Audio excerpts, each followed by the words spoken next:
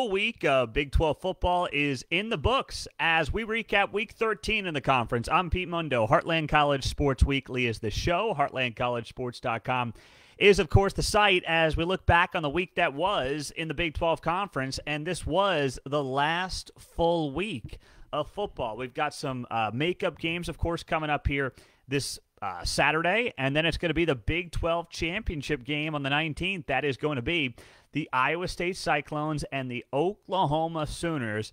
And there's plenty of time to talk about that game. But how about the fact that you've got Oklahoma going for a sixth straight conference title, and you've got Iowa State trying to win its first conference title in, how long? 108 years?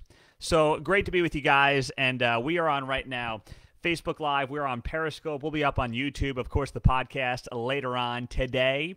And do not forget to leave a rating and a review on the podcast. I appreciate a lot of you guys who have done that, especially the last couple of weeks. We've had a big lift in ratings and reviews on the podcast, and that does help us out tremendously, build this show organically.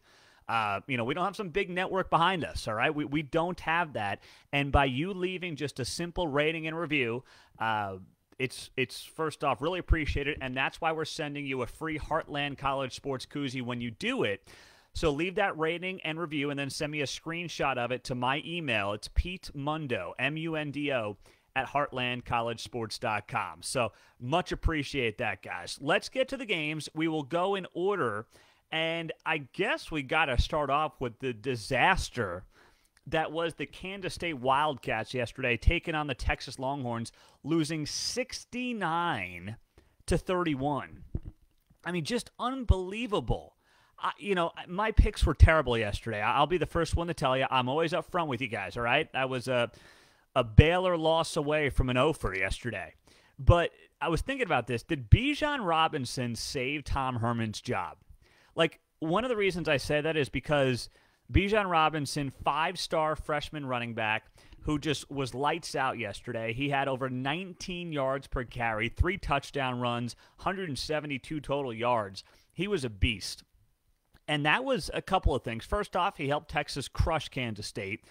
But secondly, what he did was I think he reminded people how well Tom Herman has recruited the last couple of years. I mean, this guy's had 3 straight top 10 classes. 2 of those last 3 years in the top 3 in the country. I know the guys have not been developed like they should have been, but the dude can recruit. He recruited much better than Charlie Strong. He recruited much better than the end of the Mac Brown tenure. He's recruited really well. Now, there's a lot of things you can criticize him for, but you saw Bijan Robinson. I believe he was the number 1 running back in America. He was a 5-star guy coming out of high school. Lights out yesterday against the Kansas State Wildcats. He was just absolutely incredible watching him just destroy the Kansas State defense. So that was a reminder, I think, for some people to say, hey, this guy does recruit well. And by the way, one of the biggest critiques of Tom Herman has been he doesn't blow out teams he's supposed to blow out. He just doesn't do it. They play close games when they win, and they're the underdog, and they play close games when they lose or win if they're playing down the competition. They play up and down the competition. That's a bad look for Tom Herman. He finally didn't have that yesterday. He didn't. And I saw this little tidbit. This will impress you. I mean, it won't if you're a Texas fan. But over the past 10 years, Oklahoma has 17 wins over Big 12 teams not named Kansas by 30 or more points. Texas has 2 of those. 2. That's it. He's got 2. So if only Herman did more of this the last 4 seasons, I don't know if his seat would be as hot. I really don't think it would be, because at least blowing out teams you're supposed to beat is a good thing to do. The Kansas State defense was horrendous yesterday. I was so disappointed in that performance by Kansas State. Yes, I picked them not to win, but to at least cover the spread. I thought Texas would be the team that wouldn't show up, and it was the opposite. Kansas State did not show up. Home crowd, end of the season, they did not show up. There's no other way to put it. They end the season on a 5-game losing streak, and what was once a promising Big 12 championship contending season ends the year on a brutal low note. Brutal low note. I mean, outside of Deuce Vaughn, who excites you right now that you're like, oh, geez, I really want to watch this guy? I mean, Wyatt Hubert, maybe, but what a terrible way. And I've been very high on Chris Kleiman. I'm a big fan of his. But that was an inexcusable performance yesterday. It was pathetic. Absolutely pathetic for Chris Kleiman and that entire program top to bottom. That's how bad that was. Because Texas had mailed it in. They had guys opting out all over the place the last week. Everyone's talking about Urban Meyer, and they got waxed by 40. They let Texas hang 70 on them, and it could have been 80 if they wanted it to be. That's how bad that was yesterday. I'm sorry, K-State fans. I love Kleiman, but you know what? That was brutal. That was absolutely brutal. And it was tough to watch on many levels. I mean, it was just like, woof, boy. So that's where we stand on that game. Let me see what else I had written down just notes-wise. Oh, boy, the Derek Kerstetter injury. Oh, the Texas offensive lineman, if you didn't see it, his foot was literally going in the opposite direction. Someone rolled up on him, Texas offensive lineman, Derek Kerstetter, and it is so ugly. So ugly. His foot is literally pointed in the wrong direction. But he only ended up with a dislocated foot, and he was back in the locker room after the game doing the Texas fight song. So I don't care what you think about Texas. God bless him. He is looks like he's going to be okay. I don't know what his football future is, but it certainly could have been a lot worse if you saw that injury. A lot worse. So leave us your comments. Chime in here on Facebook Live. Also, of course, we're on Periscope as well. Malik Knowles looked good for Kansas State. All right, I'll give you that. Also, K-State defense looked bad yesterday. KSU gave up 3 turnovers. I don't know what happened to the defense yesterday. I agree. I knew the offense had problems. We all did. But the defense was stunningly bad. That was really disappointing to watch that team play. All right, how about this? Texas Tech barely getting by Kansas 16-13. I told you guys last week, I said, I don't like picking Texas Tech minus 27. Texas Tech has done nothing to earn the right to be a 27-point favorite over a high school team, okay? They have not earned that right. But, Kansas hadn't covered a spread all year, and I had made a lot of money betting against Kansas. There was one time this year that I bet on KU to cover. It was the Iowa State game, and Iowa State got a late cover. I said, I'm not doing that again. All right, not with this team. But I told you last week on the podcast, I said that Texas Tech has not earned this right, but Kansas has earned it less to have my money go on them. That's what it came down to. So, of course, I look like a fool right now, but, Texas Tech barely sneaking out of there with a 16-13 win over the Jayhawks. And, what the heck, Tech? You got issues all over the place. Special teams, defense, offense. I mean, it was tough to watch. I'll say this, though. Kansas has some guys on that defensive line that I think the future should be excited about. They should be excited about this. But look at what Tech did defensively. Tech had 4 sacks and 12 tackles for loss. 4 sacks, 12 tackles for loss, and they only gave up 112 rushing yards, 2.5 yards per carry, only 102 passing yards. They outgained. Let me pull this up here real quick, just so I have the exact numbers for you. Texas Tech outgained Kansas 410-214. And they barely won the game by a field goal. Why? Turnovers and penalties. They had 4 turnovers, 3 fumbles lost, the interception, and then penalties 70 for 80 yards. I mean, I don't know what the future is of Matt Wells, but I'll tell you right now, that was a pathetic, pathetic performance yesterday, considering who you're playing, how bad Kansas has been. This was a chance to get off the schneid and win a game, and they couldn't get it. I mean, they got it done, but frankly, they in many ways deserved to lose based on how sloppy they played yesterday. And that's one thing. I'm all about giving a guy leeway who's got to rebuild a program like Matt Wells does. But when you guys are playing sloppy football, give Les Miles credit. He's playing a lot of freshmen, the most freshmen in the country. But yesterday they won the penalty battle. They had no turnovers, and look what happened. They were right in the game. I'm not saying Les Miles is a master X's and O's statistician. That's not what he is. It's never what he's been. But his guys are starting to get it. They're not turning the ball over. The penalties they're keeping down, and you're seeing that pay off because even if you're less talented, you can overcome that with just doing the basics right. And to his credit, I mean, that's something that they did yesterday. So Texas Tech getting a 16-13 win, but frankly, deserving to lose. No doubt about it. John on Facebook Live. Now that you bring up Tech, would they move on? Move on from what? Wells? I don't see it. I mean, what direction is Texas Tech going to go that you're going to feel better about right now? So I'm genuinely curious. Like, I'm not saying I love what Matt Wells is doing. I don't. But I do think there's something to be said for you hire a guy, you got to give him a shot. And by a shot, I probably mean a full recruiting cycle of 4 years. There are some Art Briles rumors out there, and that's all they are is rumors. I'm not going to put a lot of credence to them. I'm just telling you that those rumors are out there, that there are Tech people that want to take a chance on Art Briles. Apparently, Kirby Hocutt has no interest, but that is out there. Tech fans looking to get a hold of Art Briles. So, once again, I have no insight into how legitimate it is, but I'm telling you that those rumors are out there for Art Briles and Texas Tech. The third 11 a.m. game of the day was TCU beating Oklahoma State 29-22. Oklahoma State fans have got to be beside themselves.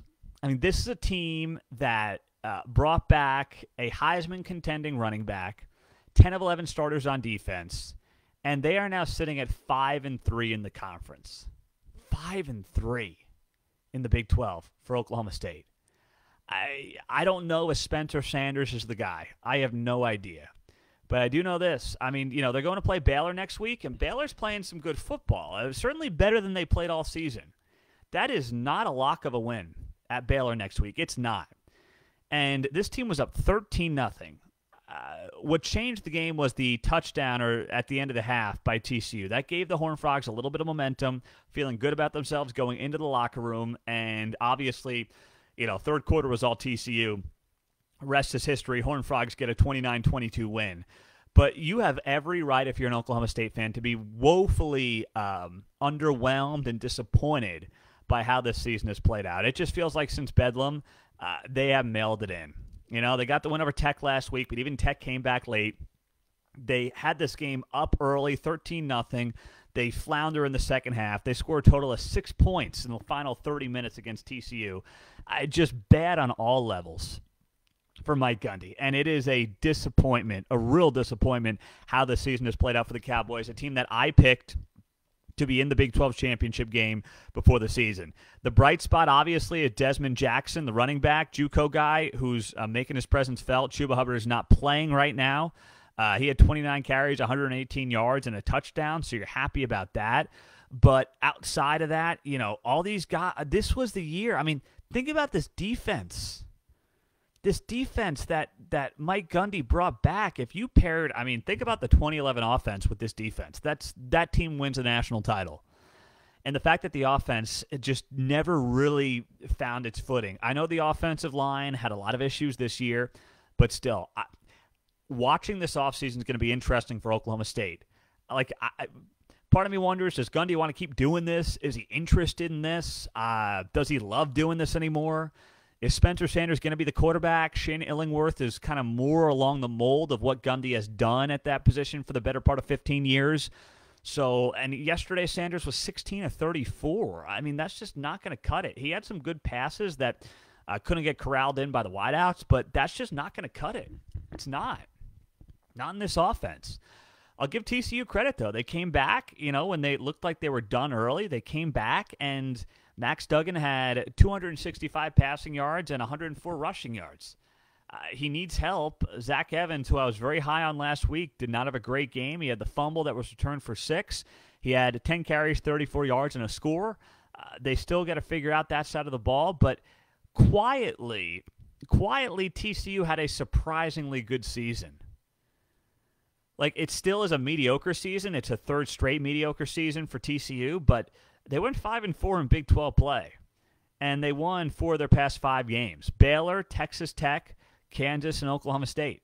So I'll give them some props for how Gary Patterson closed the year after a tough start to the year when they were 1-3 after that Oklahoma game. So I'll give it to them. They did come around. Definitely came around. So throw in, as always, your comments on Facebook Live, on Periscope. Is Gundy's seat hot?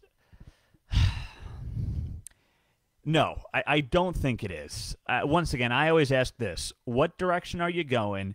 Is the grass always greener? I don't think Mike Gundy gets fired. I don't think he's got a hot seat. What I could see happening at some point is Mike Gundy just comes to the admission that, like, he doesn't – the passion isn't there anymore like it was 10 years ago. The drive isn't there anymore like it was 10 years ago. And I could see him just saying, I kind of want to just sit on the farm, sit on the ranch, whatever, and kind of – I don't see Gundy being a guy that does this till he's 80. I don't. I never have. And I talked to Barry Trammell from the Oklahoman about this a couple of months back. He disagreed with me, which is fine, but I just don't see him being that kind of guy. Like, I could see Gundy sailing off into the sunset and doing TV. I think he'd be great at it, but that's what I could see him doing. So that's where I think we're at with this program, but I would not call him on the hot seat. I wouldn't do that, Greg. But thanks. Good question. Good question. What else are we looking at here? By the way, like I said, the picks were not good yesterday. 1-4.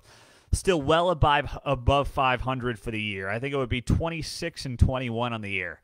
But, yeah, I was not happy with my picks yesterday. Obviously, the one I got right was at the end of the night, which we'll get to momentarily. But don't forget about our friends at mybookie.com with that promo code BIG12, BIG12, for a 100% sign-up bonus. BIG12 at mybookie.com gets you to double your deposit. So you double your money right out of the gates to bet on whatever you want to bet on in the Big 12, NFL, college, whatever you got.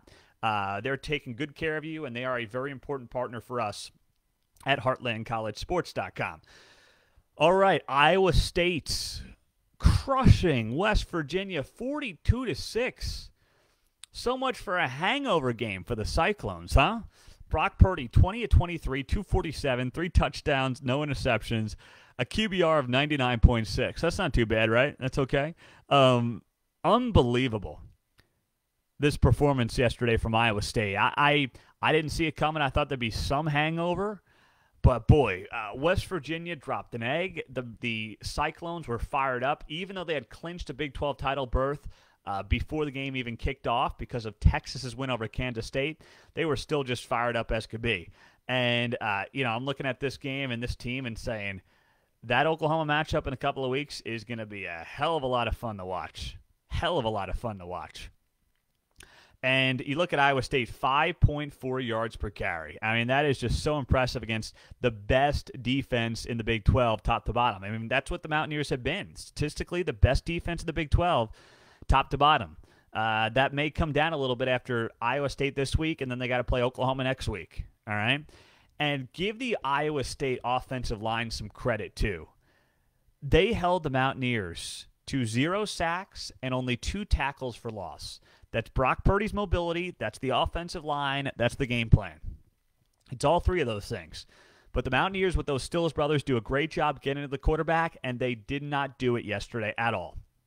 At all. And that's just what's fun to watch. Now, Iowa State's defense, 3 sacks, 8 tackles for loss. They held Letty Brown to 14 carries for 48 yards. Boy, this Iowa State team, like, they're not going to make the playoff. They should have a shot. I mean, the fact that we're talking about Ohio State, who's played 5 games, and all these teams like the Pac-12 and the Big Ten who have played 4 or 5 games, like, Iowa State's got that ugly loss to Louisiana. And you always say, what if? But, man, if this Iowa State team beats OU in a couple of weeks for a second time this year and is 9-2, boy, and they're playing like this. Just the eye test, right? That's what we always say, the eye test. I don't think they'll make it because they're not a blue blood. There's no way that the first 2-loss team in the college football playoff is going to be a non-blue blood like Iowa State. And I don't like that. It's not fair. I'm just being honest with you. But, boy, I mean, that would be a hell of a story. Hell of a story. On Facebook Live, Cyclones and Campbell lurking. Lay an egg in the Big 12 title game or legit? No, this team's legit. This team's legit, man. I don't see him laying an egg. No way, no how. John, Campbell's a shoo-in for the Big 12 Coach of the Year, right? Absolutely. Absolutely. Climbing it would have been early in the year, but the way that K-State finished, obviously that's not going to happen. Yeah, no doubt about it. We are going to have Matt Campbell. Matt Campbell's going to be the Big 12 Coach of the Year. No doubt in my mind. That's going to be the case. He is going to roll to that Big 12 Coach of the Year honors. Don't worry about that. Absolutely. So there you had it with that Iowa State-West Virginia game, and very interesting to watch this Big 12 title game. I can't wait to see it play out. And I hope that the committee is at least watching and seeing what exactly this team is doing, because, boy, is it impressive right now. It is some damn good football. And then the nightcap. Oklahoma beating Baylor 27-14. The one game we got with Baylor plus 3 touchdowns, 21.5 to be exact, but who's counting? I was. Here's the thing. I got to give Baylor this.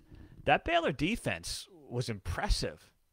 Spencer Rattler got lucky a couple of times. I mean, obviously, the last touchdown should have been an interception. There were a couple of those. I'm not saying Baylor would have won the game, but it could have been pretty darn close down the stretch. That Baylor defense was fast. Baylor fans should be very happy with how this team is closing this season. With Dave Aranda, young team, new head coach, everything else going on. Baylor fans should be pretty pleased. Scott writes, proud of the Baylor defense against OU. Going forward, if Baylor has that defense and improves on offense as well, I see Baylor winning Saturday against Oklahoma State. Not only that, I can see Baylor winning 6 to 9 games next year. 6. Let's take it a year at a time. 6, right? I could see that. I mean, Baylor's going to be absolutely vastly improved next year, no doubt about it. That defense, though, looked really, really good. There's still a lot to work on there as a program. And no, I would not be shocked if they beat Oklahoma State this weekend. With the way that Oklahoma State's playing right now, that would not shock me for a second. Not at all. The defense looked really good. That was a fast defense moving around and giving that offensive line for the Sooners trouble. And that OU offensive line is stout, man. We all know that. The story is still, though, what the Oklahoma defense is doing. Alex Grinch has got himself in a hell of a position. He may get a job somewhere. I don't know where, and I don't know if he really wants it. But this defense is moving, man. 3 sacks, 8 tackles for loss, 8 passes defended. They are coming around. They are coming around in a big way. It is very impressive what this side of the ball is doing for the Sooners. And once again, the committee has got to be watching this team and saying, hey, if there's ever a time this year, 2020, chance at a possible college football playoff, man, you look at this and say, if not 2020, when? For a 2-loss team. Because if OU rolls through Iowa State 2 weeks from now after beating West Virginia this weekend, you know what? I think a 2-loss Oklahoma is better than a 1-loss Pac-12 or Big Ten team. And by the way, all this talk about how Clemson and Notre Dame are both shoo-ins for the college football playoff, no matter who wins the ACC title in a couple of weeks when they play, that's ridiculous. It's completely ridiculous. I mean, the lack of respect for the Big 12 is stunning, and it's always been there. It just seems like it's worse this year, maybe because they had that awful first weekend of non-conference play. But watch these games. I mean, please watch these games. Would you please? Watch the games. That's all I'm asking you to do. Watch the damn games that you claim that you watch. But this committee, it changes every single year what's important to them. The first year you had to have the conference title game because it was Baylor and TCU, and the Big 12 didn't have that. And then if you're, Alabama moving forward, you don't need the conference title game anymore. It's just a joke. It's a complete joke. I really think that Iowa State and Oklahoma right now are playing like not just 2 of the top 10 teams in the country, but 2 of the top 6 to 7 teams in the country. That's how good those teams have been this year, especially the last month to 6 weeks. They have been outstanding, absolutely outstanding. I'm Pete Mundo. Heartland College Sports Weekly is the show. HeartlandCollegeSports.com is the site. A lot of great written content is on the site right now as well. Please go check it out. If you're on the podcast, leave us a rating and review. We'd appreciate that. We've got a free Heartland College Sports koozie for you if you do that by just sending me an email with a screenshot of your rating and review to Pete Mundo, M-U-N-D-O, at HeartlandCollegeSports.com. I'll send the koozie in the mail to you guys. And also, if you're not, please sign up for our message boards on HeartlandCollegeSports.com. They are free. They are fun. They are a way to interact with other Big 12 fans. So get on there, HeartlandCollegeSports.com. Click the Members Forum tab at the top of the page, and I'm on there all the time. So it's another way for all of us to interact as Big 12 fans. Really appreciate it, guys. Enjoy the rest of your Sunday, and we'll talk to you soon. Have a great day.